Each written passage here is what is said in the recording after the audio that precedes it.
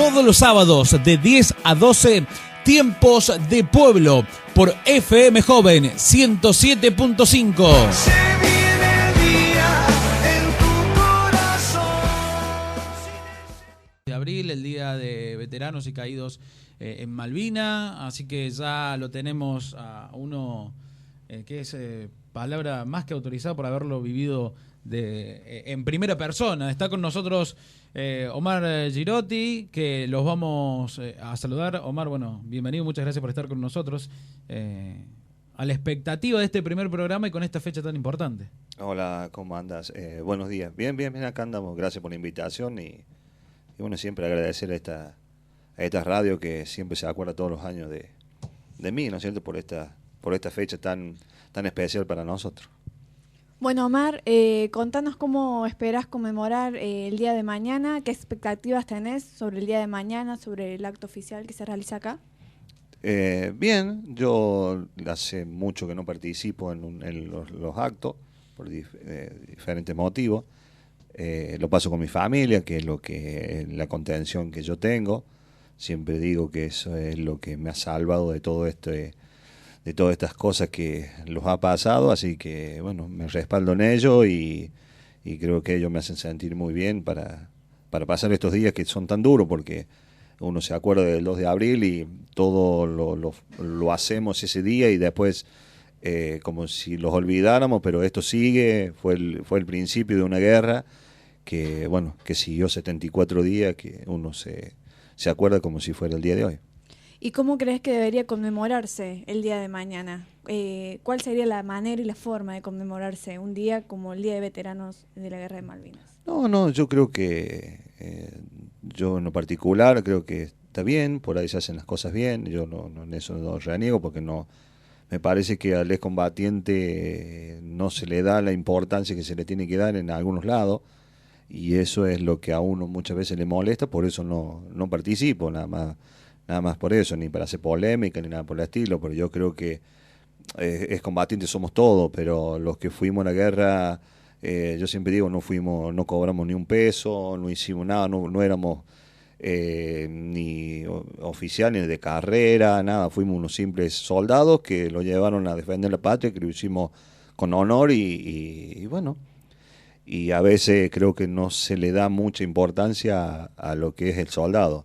Entonces damos más para gente que ha estado preparado para eso, que tenía que hacer eso, porque ellos estaban preparados, nosotros no, y bueno, y da la pauta que en todos lados, yo siempre digo, en los primeros actos en Oliva fueron bárbaros, porque venían muchos excombatientes, y se veían muchas cosas lindas, bueno, y algo pasó que de repente no vino más nadie, vinieron pocos, entonces, y nunca analizamos eso, y nunca decimos nada, entonces, bueno, yo de mi parte dejé de participar por una de esas razones que me parece que no se le da mucha importancia al excombatiente. Yo vendría a ser un poco la parte más informal de todo esto, en el sentido de que un poco marcando la historia, un poco lo que se conoce, por lo que se tiene que rebuscar para conocer la historia de Malvinas, y para hacerlo así, para que lo entendamos todos bien informal. Lo que decías recién, Omar, de que ustedes fueron quizás sin la preparación a defender con honor la patria, y quienes realmente tenían que estar, que eran los de arriba, digamos, no los mandaron ustedes a poner el pecho, y ustedes con todas estas dificultades que se mantuvieron en el momento, y ellos muy sentados dando órdenes desde atrás de un escritorio, por así decirlo. Sí, yo creo que hubo oficiales buenos y hubo oficiales malos, como decía ayer, nota, yo digo siempre que no todos fueron malos. Yo creo que nosotros decimos que peleamos contra dos, porque peleábamos contra los ingleses y peleábamos contra los mismos argentinos que, bueno, harán sentido ustedes, que estaqueaban, y entonces porque uno buscaba comida, no teníamos la ropa adecuada, porque tuvimos en un pozo 74 días y que había agua y una baja temperatura de 10 a 15 grados bajo cero, y bueno, todas esas cosas parece que a mucha gente no le interesa, digamos político, porque acá estamos hablando de los políticos, que no le interesa lo que pasó el soldado, siempre tiene que luchar para conseguir algo que nosotros más allá que no pedimos ir ni nada por el estilo, pero creo que nos sentimos orgullosos de lo que hicimos nosotros, Sí, sí. uno sin ser vanidoso ni nada por el estilo, sino que nos sentimos orgullosos de lo que hemos hecho por nuestra patria sin pedir una moneda. Y hemos dejado la vida allá, porque hay chicos que están allá, 649, y bueno, nosotros somos la voz de ellos para que se sepa lo que pasó en Malvinas. Y vos te digo que si hay más muertos después de la guerra que durante la guerra, porque la ignorancia a veces de mucha gente, nosotros, como yo decía al principio, yo con la ayuda de mi familia salí adelante y eso vale mucho. Entonces, porque si ibas a esperar de muchos otros, no teníamos respuesta. Pero yo creo que la gente, bueno, la gente común siempre a mí me ha tratado bien. Yo creo que Oliva ha sido siempre especial conmigo, más allá que éramos 2 o 3 nomás, pues 2, porque con el Tini Galinde éramos soldados. Después teníamos Bono, Arce, teníamos varios, pero eran oficiales que estaban preparados para una guerra o no, pero tenían su carrera para que habían elegido ellos en su vida. Bien, Diego, me disculpo porque voy a direccionar la entrevista a una parte que no queríamos a lo mejor tocar.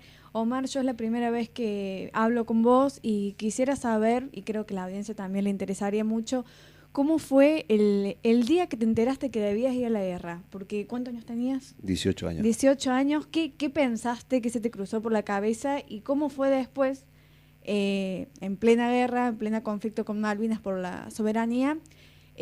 ¿Cómo fue al darte cuenta que a lo mejor no era lo que esperabas, lo que te habían dicho? No, nosotros, yo hice el servicio militar en Comodoro Rivadavia, en Sarmiento, más, a 250 kilómetros más allá arriba. Nosotros hacemos instrucción, yo tenía un mes de instrucción, un mes y pico. Y bueno, y hacemos instrucción, cuando volvemos de una instrucción, nos dicen que hay un conflicto con algún país, decían Chile, Brasil y Islas Malvinas. Bueno, llegó una noche, los cargaron arriba de unos Unimog y colectivos, los llevaron y nosotros no sabíamos nada, ni de guerra, de hacían conflicto, pero no sabíamos si íbamos a ir o no. Entonces los suben arriba de un Hércules en Comodoro Rivadavia, ya ahí los dicen que era una guerra. Nosotros ni idea, nosotros podíamos saber, manejábamos un fusil, pero hacía poquito que lo teníamos el fusil, no hacía mucho, unos fusiles obsoletos porque no nos servían. Mientras llegamos allá, bueno, tomamos aeropuerto, habían tomado el aeropuerto y bueno, no hubo mucho tiroteo, un poco nomás que fueron en la casa de gobierno de la isla, que es donde muere un oficial nuestro, y hasta el 1 de mayo tuvimos todo tranquilo. Ya del 1 de mayo para adelante, bueno, ahí nos dimos cuenta de lo que era una guerra, el gran bombardeo que tiraron ellos para destruir todo lo que era. Yo estaba en el aeropuerto, entonces ahí nos dimos cuenta de lo que era una guerra y bueno, fue un shock muy grande porque teníamos compañeros que también sufrían mucho y, como te decía recién, el frío, estar en el agua, porque allá vos cavás y vos sacás una punteada de tierra turba, como dicen ellos, sale agua. Entonces nosotros no estábamos preparados, siempre digo, no estábamos preparados para una guerra. Y bueno, los hicimos fuerte entre todos, porque fue muy impactante, muy chocante ese 1 de mayo. Después lo fuimos acostumbrando y bueno, fue cosas que nosotros los hicimos fuerte entre nosotros y las seguimos adelante. Bien, Omar, te hago una pregunta de alguna de las... Ahí está, bueno, ahora sí. Tengo una pregunta, Omar, de algunas de las cuestiones que veníamos hablando.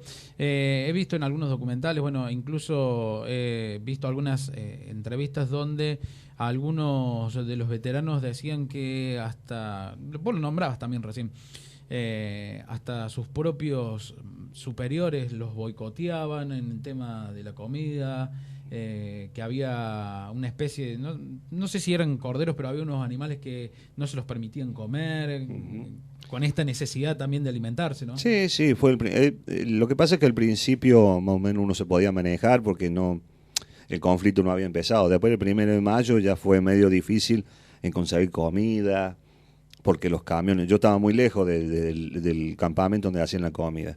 Entonces tenía que venir un camión y el camión no podía a veces llegar porque venían los aviones y lo bombardeaban. Yo estaba como a 10 kilómetros, 12 kilómetros. El suelo no era ideal para los camiones, tenían que ir muy despacio, entonces no llegaban a las comidas. A veces pasaba 2 o 3 días sin comer, o te daban una viandada, como dicen, como una carne cocinada en una latita, entonces ellos te decían, bueno, esto te tiene que durar 3 o 4 días hasta que pueda venir la comida. Y bueno, así lo hicimos, así lo luchamos, y después había oficiales que vos muchas veces salías a buscar comida, porque vos podías saber, y hacíamos varios kilómetros para a la noche para poder traer comida para mi compañero, arriesgábamos un montón de cosas. Y bueno, a veces algunos agarraban y lo estaqueaban. Y yo decía siempre que estaquearte con ese inmenso frío y lloviznando, porque ahí hay siempre llovizna, mucha niebla. Entonces esas cosas uno no se olvida. Yo tuve la suerte que nunca me hicieron eso, pero tuve compañeros que sí, y aguantamos muchas cosas. Por eso por ahí con algunos hemos peleado contra 2 rivales, digamos así, porque había argentinos que se creían que ellos te basureaban todo lo que podía, te lo basureaban, algunos, no todos. Pero bueno, siempre los hicimos, como te digo yo, siempre, como te decía recién, que los hicimos fuertes entre nosotros, entre los soldados, por eso somos unidos, por eso siempre los hablamos. Por eso cuando nos juntamos en nuestro regimiento, los oficiales supuestamente esos malos, que eran malos, que ellos mataban a todos, que cuando fuimos al frente se borraron todo, entonces eso no se juntan con nosotros, nos van directamente. Entonces uno se da cuenta y uno va la gente que nosotros realmente queremos y los queremos entre todos. Y bueno, eso es lo que los alegra y siempre digo yo que el excombatiente siempre un cariño los hace bien, que la gente siempre se acuerde porque estamos vivos, que es lo principal, estamos vivos y somos los que podemos hablar por los que no están. Yo siempre digo que mi vieja sufrió muchísimo. Yo vine y la encontré en un estado muy malo, mi vieja, entonces siempre me queda grabado en la mente, digo yo, pero yo volví. Hay chicos que no volvieron, entonces sus madres todavía la están esperando. Yo he hablado con madres y es muy doloroso eso. Entonces nosotros buscamos ser la voz de ellos. Yo siempre dije que si yo hubiera muerto, yo hubiera querido quedar en Malvinas también, porque era nuestro deseo. Cuando empezó la guerra, era nuestro deseo quedar en Malvinas, quedar como custodio. Sé que para las madres por ahí es durísimo, pero yo sé que yo he hablado con madres y lo han entendido. Nosotros creo que tenemos que sentirnos muy orgullosos de esos chicos. Te vuelvo a insistir, nosotros somos la voz de ellos. Nosotros no vamos a decir nada de lo que no pasó, decimos lo que es la verdad, no tenemos otra cosa. Vos podés leer 1000 libros de gente que no fue, o puede hablar gente por ahí que no fue, pero nosotros estamos vivos para contar lo que pasó y la realidad de las cosas que vivimos allá. Sí, destacamos el valor que tiene eso, la palabra de ustedes, y resaltar la importancia del compañerismo. Ustedes se siguen viendo actualmente. Sí. El compañerismo y la familia al llegar de la guerra, considerando que las posibilidades de comunicarse eran nulas, ¿no? No, nada. Nosotros, yo desde que estuve en Malvinas, llegué el 2 de abril y volví a los 4 o 5 días que había terminado la guerra. Estuve prisionero y mi madre no sabía si yo estaba vivo o no. Entonces yo por eso digo siempre que fueron horas desesperantes para una madre, lo mismo que para el Tini, porque el Tini también fue el que estuvo conmigo en Malvinas. Entonces, Tini Galinde. Entonces, y bueno, éramos los únicos 2 soldados que estábamos de acá de Oliva. Te vuelvo a insistir, los otros eran oficiales y creo que estaban preparados. Yo no le quita mérito ni nada por el estilo, porque yo creo que lo que han hecho los aviadores, lo que han hecho, es algo impresionante, pero bueno, a nosotros los tocó y siempre, y lo decimos, y estamos muy orgullosos de lo que, y creo que yo creo que los dolió más a nosotros perder Malvinas que a muchos oficiales, porque fue un sentimiento y sigue siendo un sentimiento muy fuerte para nosotros. Tenemos para compartir y te vamos a hacer escuchar también, Omar. Hablamos con Nicolás Casanseu, quien fue uno de los periodistas. Reportero. Reportero de que estuvo en Malvinas, que también lo vio en primera persona. Pero el único que estuvo durante todo el periodo de la guerra, digamos. Donde ha generado mucha polémica su participación. Con el gobierno después de Alfonsín, bueno, con quizás el repudio también de mucha parte de la sociedad. Lo tenemos al audio, Cristian, compartimos la entrevista que le hacemos a Nicolás Casanseu.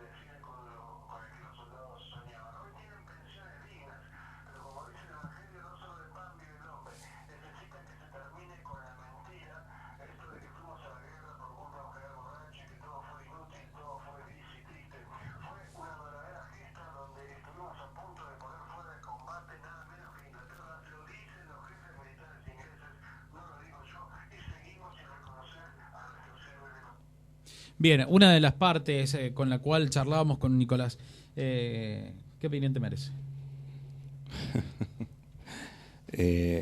Yo no lo vi. Si él dice que andó por las trincheras, yo no lo vi. Durante la guerra no lo vi yo a él. Se hablan un montón de cosas de esta persona, pero yo estuve en combate, no lo he visto. Y yo creo que este muchacho no salió a hablar después de que terminó la guerra. Creo que también lo callaron. Sí, si él sí. Bueno, pero él era el periodista. Él es el que mandaba la información que íbamos ganando, entonces sí era el único periodista. Y no era así. Nosotros, supuestamente, hay videos que dicen que nosotros estábamos mejor que en nuestra casa, que comíamos mejor que en nuestra casa. Y no era así. Entonces era el único corresponsal que había. Entonces, ¿quién es el que decía las cosas? Yo creo que por ahí... Me parece que puede decir muchas, como decir, nosotros cuando bajamos de, eso sí, cuando bajamos nosotros, cuando vinimos a Puerto Madryn, sí. Cuando nos traen después de la guerra, sí, nos metieron adentro de un colectivo, lo hicieron cerrar las ventanillas para que nadie los viera y bueno, nos metieron adentro del regimiento. Los tuvieron unos días ahí como engordarlos para que no viniéramos en el estado que estábamos. Eso sí es cierto. Pero bueno, lo sabe todo el mundo. Y eso que él dice que nosotros somos más reconocidos afuera, sí es cierto también que somos reconocidos más afuera que adentro. El soldado inglés cuando los vio a nosotros, que éramos chicos, porque en realidad los hicimos hombres, lo único que yo les reprocho de haber ido a Malvinas es que me fui siendo un chico y volví siendo un hombre. Y me hizo perder mucho de mi juventud y me cambió mi vida por completo. Entonces esas cosas por ahí a uno le duele porque, como decía él, que todavía está esa cuota de cosas que al excombatiente me parece que a algunos políticos o a alguna gente le cuesta asumir lo que hicimos nosotros. Porque acá te puede gustar que los aviadores hicieron tal cosa, que los barcos hicieron tal cosa. Pero yo tengo a mí me dijo un aviador, me dijo, mira, nosotros íbamos, tirábamos las bombas, eran 15, 20, media hora, la adrenalina 1000, pero íbamos, tiramos y si volvíamos, dormíamos calentitos. Ustedes no. Ustedes tuvieron 74 días en un pozo y había que estar ahí. Entonces, esas cosas, y me lo dijo un oficial de alto rango, entonces eso me quedó marcado porque te lo dice un tipo que él ha estado y está preparado para eso. Y por ahí a uno le queda esa sensación de que el militar, que cuando nosotros volvimos, los escondieron, pero así también lo hizo la democracia. Si los militares los escondieron, la democracia también los escondió. Sí, lo entiendo por dos partes, mientras te escucho hablar, Omar, y lo que escuchábamos de Casanseu, que ha sido también parte del proceso militar, lo que él hablaba. Digamos, si buscamos la historia de lo que fueron los militares en nuestro país, totalmente de manera nefasta, esa parte también, al menos yo la considero que ha sido una de sus secuelas que ha quedado en ese sentido, ¿no? De cómo los trataron, de que los porque la gente escondieron. creo que mezcló todo. La gente común creo que... De todas maneras, la gente común estaba mal informada, desconocían, siguen siendo víctimas de todos estos medios y estas corporaciones De la desinformación. Exactamente, que te hacen... Que damos la información que queremos, porque yo digo siempre que no sé si cuando nosotros tomamos Malvinas ni sabíamos lo que había pasado en el pueblo argentino. Cuando volvemos y vemos los videos de que la Plaza de Mayo estaba llena, entonces todo eso fueron a avivar a un tipo borracho, porque que le dio coraje para seguir, pero yo te digo, yo a Galtieri lo vi una sola vez, allá bajó, yo estaba en el aeropuerto, bajó y como bajó sacó foto y se fue. Y cuando vos tenés un oficial o como Menéndez que estaba dentro de una pieza y de ahí mandaba, entonces algo estamos fallando. Sí, es lo que yo te decía a principio, digamos, de que los mandaron a poner el pecho a ustedes cuando ellos desde el escritorio, digamos, muy cómodamente... Algo estamos fallando, por eso en una guerra no se gana así. Qué hijos de puta, ¿no? No sé, vos tenés que, digo yo siempre, yo tenía un oficial como Sailandín, que era un tipo... que estaba con nosotros. Yo digo siempre, hablar de Sailandín es mi segundo papá, porque me enseñó mucho, en poco tiempo me enseñó mucho, y lamentablemente uno, después de lo que hizo él, no puedo estar de acuerdo o no, de que si fue y todas esas cosas, pero lo que hizo en Malvinas fue muchísimo, y al soldado siempre digo que es difícil que te quieran, casi todos te quieran en un servicio haciendo el servicio militar. A él lo querían todo. Eso es lo que a nosotros los deja contentos, y él creo que fue el único tipo que lo metieron preso y se quedó preso hasta el último día. No transó con nadie, porque otros transaron, Rico, Balsa, todos esos transaron, él no. Entonces se veía la hombría de bien que tenía este tipo. Bueno, me das pie para hacerte un par de preguntas de la actualidad con referencia a los últimos o al último acto de Malvinas que se realizó a nivel nacional con esta investidura y verlo a Aldo Rico yendo en el desfile como... No, bueno, sí, son tipos... Yo creo que Aldo Rico creo que fue también uno de los tipos también que fue al frente, que más allá de sus cosas que tenía, pero había varios oficiales de alto rango que tenía, pero otros que no. Y bueno, ya que estamos hablando de la actualidad, ¿qué opinas del presidente Mauricio Macri, que con todo este traslado que quiso hacer de las fechas, del 24 de marzo, del 2 de abril, crees que es un intento de despolitización y deshistorización de estas fechas tan importantes para nuestra historia? Yo creo que, se arrepintió después, creo. Foca cero, ¿no? Sí, volvió atrás. Yo creo que no porque sea yo lo combatiente y nada por el estilo, pero yo creo que eso es una fecha de un sentimiento del pueblo argentino, es como la fecha de San Martín. Entonces yo creo que no merecíamos eso, por eso él creo que da vuelta atrás, y yo fui uno de los críticos, porque creo que todos los combatientes fuimos críticos de esas cosas, que no le va a modificar nada en correrlo o poner un día lunes, entonces si lo vamos a hacer para turismo es otra cosa. Entonces yo creía que no tenía sentimiento, pero bueno, se dio cuenta y gracias a Dios, porque yo siempre en una nota dije que él en el 82 no debe haber estado acá en Argentina, debe haber estado en otro lado, porque si no siente lo que hemos hecho nosotros por nuestro pueblo, somos parte de la democracia, porque creo que después de eso vino la democracia. No nos hacemos cargo, pero creo que después de la derrota nuestra en Malvinas, vino la democracia. Exacto. Omar, tengo para leer una carta de un amigo joven, igual que yo, o al menos me considero joven, que se llama Mauricio Gresana. Él tuvo a su tío que fue parte de su familia directa porque se hizo cargo de él como papá. Y estuvo en la guerra de Malvinas, y por esta cercanía yo le pedí a él, porque, bueno, lamentablemente ya no está más su tío, le pedí que nos mandara un audio para que nos pudiera contar él qué es lo que sentía con respecto a esta fecha tan importante y cómo lo recordaba. Y quizás no deba contarlo, pero lo voy a hacer, y seguramente nos está escuchando el negro Mauri. Nos dijo que que no podía terminar de grabar el audio porque cada vez que lo intentaba grabar terminaba quebrando y no llegaba. Entonces nos mandó esta carta donde dice: Córdoba, 30 de marzo del 2017, dice Diego: cuando me pediste que hablara de Malvinas, lo primero que pensé fue qué decir. Y si no se me ocurre nada en el momento, tanto que leí que averigüé para qué. En lo personal es un tema importante, en casa siempre lo fue.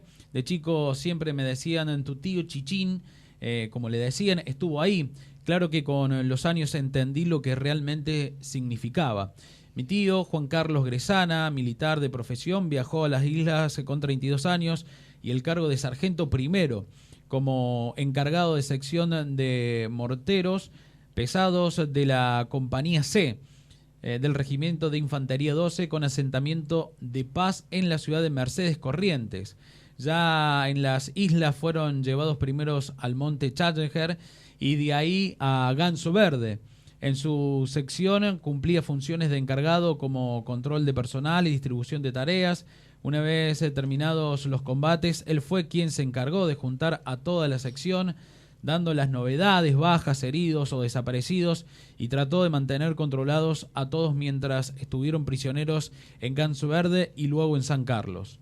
Todo esto lo sé gracias a otros dos veteranos de Malvinas, el señor Nicolás Casanseu, único corresponsal de guerra que estuvo durante todo el conflicto y testigo más fiel de lo allí sucedido, y el señor Fernando Alturria, compañero de mi tío en el regimiento.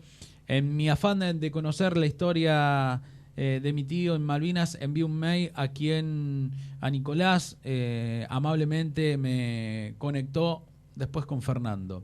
Que mi tío, ya fallecido hace unos años, fuera veterano de Malvinas, despertó en mi afán de conocer por lo que había pasado, aunque creo que de no haber sido así, igual me hubiera surgido el interés por la causa. Como dijo el coronel Zaineldin, Malvinas es una causa que nos une, devuelve el patriotismo nato. No existe argentino bien nacido que no sienta la causa Malvinas. Estamos en una época en la que se está perdiendo el patriotismo, pero nosotros tenemos que hacer resurgir nuestros sentimientos hacia nuestra patria, y Malvinas genera ese sentimiento que nos va a ayudar a lograrlo. Invito a quien se interese, a los que les surjan dudas, lean, investiguen, busquen a veteranos de Malvinas, que son tantos y siempre tan bien dispuestos a instruir, y formen desde el respeto una opinión propia sobre el tema.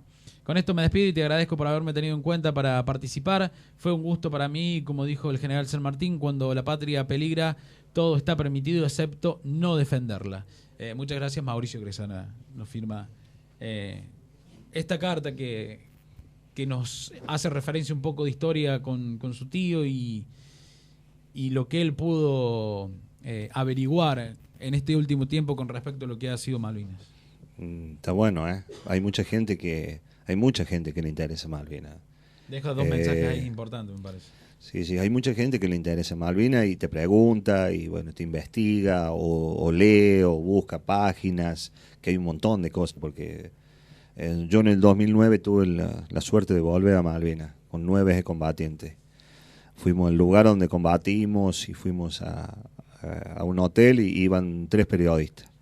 Y nosotros la noche salíamos, recorríamos, en el día recorríamos todos y a la noche los juntábamos y hablábamos. En cada uno nosotros teníamos una vivencia, en cada Pozo Zorro teníamos una vivencia. Entonces el periodista se quedaba asombrado porque cada uno tiene su vivencia. Si una guerra fue una sola, es que cada uno vivió sus cosas en su pozo, sus penas, sus alegrías, y sentir que otros soldados sufrían, porque se sufría mucho y uno tendría que tratar de levantar el ánimo. Yo sin decir que soy el mejor, pero yo siempre buscaba siempre tener alegría y que nuestro compañero se sintiera bien. Por eso cuando uno vuelve al regimiento y estás con todo, y me da mucha alegría de decir que todos se acuerden del Girotti, como me dicen. Entonces, eso a mí me da mucha alegría y tenerlos y a veces llegar al regimiento y no verlos porque fallecieron, porque el problema es que se están suicidando muchos, y ese es yo como decía ayer, el gran problema es ese, que a uno le da miedo porque nuestra cabeza no sabe cómo va a reaccionar. En estos días son muy duros para nosotros, y saber que entre nosotros los comunicamos y decir, bueno, falleció fulano tal, se mató, y eso a nosotros nos duele muchísimo. Entonces, esas son todas las políticas que a veces tenemos en no cuidar al que fue a dejar la vida por vos. Es necesario como una política de contención hacia todos ustedes.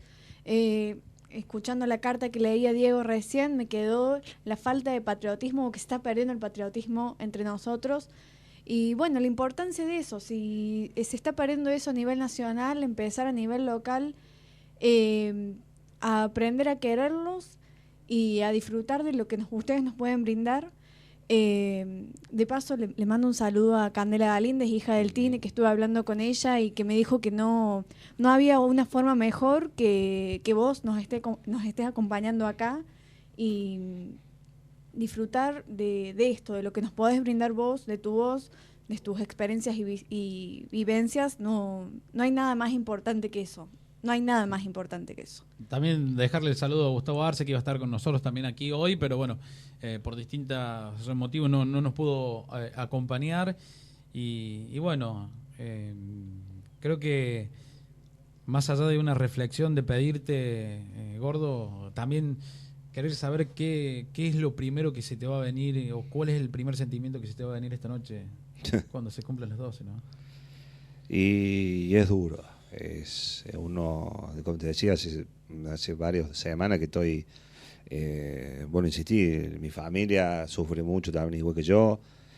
Pasan los años y uno lo siente más, creo que le pega un poquito más fuerte, que uno se está poniendo grande y bueno, pero hay que asumirlo. Y yo siempre digo que tengo una gran familia, una gran mujer que me aguanta en estas épocas que son muy difíciles para mí, me aguantan mucho, y creo que el día de mañana, recibiendo mensajes de mis hijos y de la gente que me quiere, para mí es muy valioso. Y está, después, si vas a un acto o no vas y todas esas cosas, bueno, pasarán, pero el gran cariño y la contención de la familia y de los amigos creo que es lo primordial para un combatiente.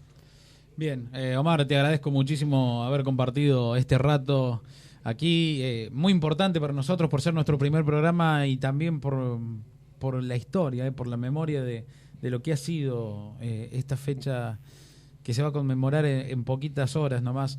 En serio, te agradezco una banda.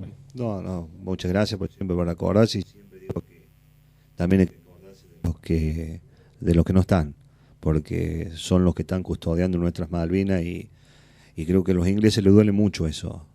Ellos no lo quieren en el cementerio ahí. Yo he ido y ellos no quieren saber nada con eso. Entonces, para nosotros es un honor, y más allá que nosotros somos la voz de ellos, para decirle todo lo que pasó, y siempre dispuesto a lo que ustedes quieran, y uno siempre no se va a quedar callado en nada lo que no le guste. Bueno, muchas gracias, Omar. Nos vamos a una pausa y ya volvemos para hablar del 24 de marzo pasado. Tenemos mucho para contar sobre las actividades que se hizo en Oliva y en Córdoba Capital.